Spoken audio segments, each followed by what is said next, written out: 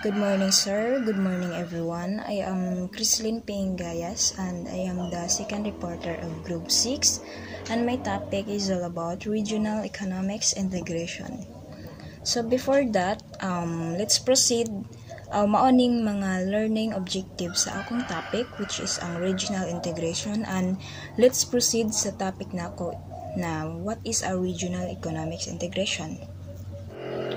So let's proceed sa what is a regional integration of resources exporting countries. It is the collaboration between countries that export natural resources to improve their economic stability and the global market positions. So when you see regional integration, it is the process when there are two or more countries na nag-collab or nagsasanib bursa to reduce the trade barriers and also to promote their economic growth among themselves. Let's say for example here is an OPEC. Kaning OPEC or OPEC, it is an organization. So kani siya is na ay mga countries na nag-collab or nagsasanib bursa. So siya ni kanang countries na nag-collab for the oil, and also there are 13 countries with these organizations here. And OPEC was founded on September 14, 1960. Mao ni siya ang 13 countries na nag-collab there. Next is what is customs unions economics. So a group of countries that remove tariff on trade between them and adopt a common external tariff on export from non-member countries. So, ang customs union economics, it is when countries agree to trade with each other without taxes and have the same tax for goods from other countries. Example ani is the Southern African customs unions include South Africa, Namibia, Botswana, Lesotho, and Eswatini. So these countries trade freely with each other and use a common tariff for import from outside the unions. So ang customs unions, ang example is this mixed trade between SACU members easier and allows sa mga product na mas mapadali. Then, ang goals ani is to grow each member economy and work together na mas lalong mapadako ang ilang market with the unions. One is economic and political agreement. So kani siya guys is mga agreement sa pagitan ng mga bansa na naglalayang palakasin ang kanilang ekonomiya or agreement sa isa't isa. So economic, these are treaties or agreement between the countries that aim to strengthen economic ties like a trade deals or investment agreement. Example here is here are North American Free Trade. So it was an agreement between the US, Canada, and Mexico to make it easier from them to trade with each other. So naa sila agreement na i-remove ang most of the trade barriers para ang businesses could sell their product more easier. So mao ni ang example sa economic and political agreements. Next is a welfare cause of trade agreement. So what is a welfare cause of trade agreement? It is the economic losses or disadvantage that occur when countries engage trade or sign trade agreement. So kani siya is mga negative effect ng agreement sa mga countries. Example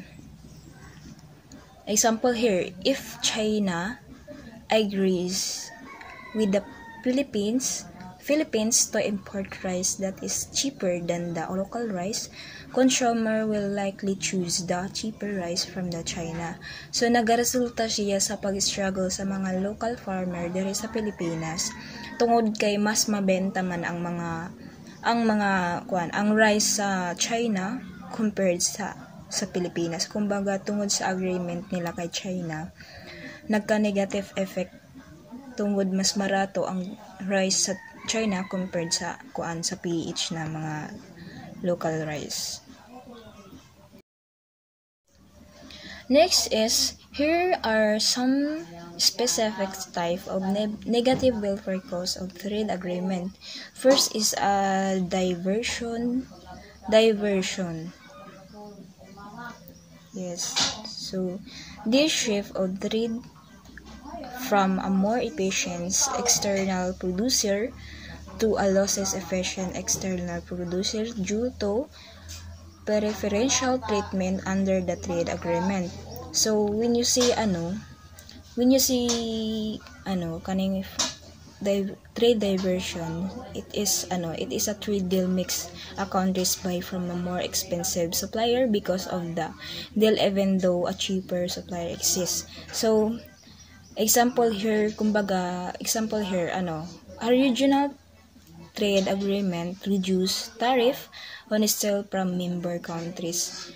B, even the steel from non-member countries C is a cheaper and of better quality. So, kumbaga bisag unsa kanindot kaayo ang imong produkto or produkto ni country C, mas piliin gihapon paliton ang produkto ni country B kay tungod baba man ang buwis ni country B compared kay country C na siya nindot pero mahal compared kay country C ni barato ra. Next is adjustment cost.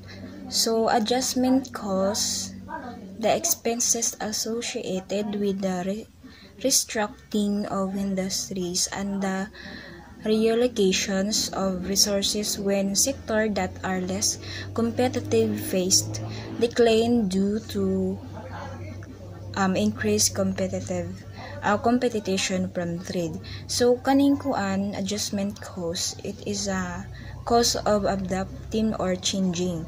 Example here is a textile industry and member country A might struggle to compete with cheaper imports from member country B due to reduced tariff. So this shows that change in trade can lead to negative impact and cost of affected industries and work together.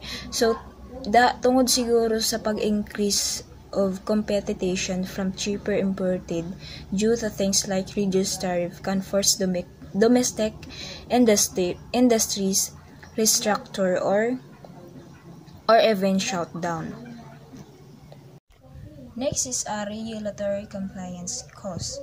So ang regulatory compliance cost is to the expenses the businesses occur to adhere the law, regulation or standard imposed by government or international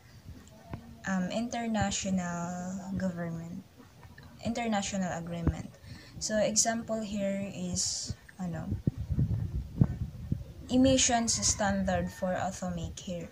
So ang trade agreement between the United States and the European Union include stricter emissions standard for vehicles. So this illustrates the expenses business face to comply with the regulation even if the means changing their products or progress. So maaning example sa regulatory compliance cost. Next is a loss of tariff revenue. When a country reduces or eliminated tariff on imported goods due to a trade agreement, it loses revenue that would have been collected from this tariff. So in short, ang loss of tariff revenue, it is the government loss of income due to reduced or eliminated tariff. Kibali ko kadtong buwis na ginakuha nila sa pag naay mag-import na country sa ilang bansa is mao na tong income sa government. If mawala to or kuhaon to, mawad-an og kita ang government or income. Example, the USA government leave $0.51 specific tariff on every Wearich watch imported into the United States. So it shows the direct impact of reducing or eliminating tariff on government revenue tungod sa pagwala sa buwis na loss of income ang government. Kaya gikuhaan man nila ang gitanggal nila ang buwis sa kana na pagkakitaan nila. Next is environmental degradations. So, environmental degradation, trade agreement often promote increased producting and trade which can lead to over-exploitations or natural resources, deforestations, pollutions, and other environmental harm. So, because of the trade agreement can cause environmental damage due to increased production and trade. Let's say, for example, here is increased agriculture exporting might encourage the conversions of forests into the farmland, leading to biodiversity. So, pagkasara ng kalikasan tungod sa trade agreement na nagresulta og climate change. Next is a global value chain. So, what is a global value chain? Global value chain are a concept that refers to the stage of production carried out in different countries to create a product or service. In short, ang global value chain it a virus of stages of production of product or service that carried out in different countries.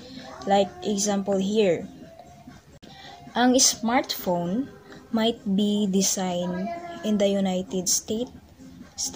Its component made in Japan or South Korea, assembled in China, and then sold worldwide. Kumbaga, ang paghimo og smartphone dili lang sa isa ka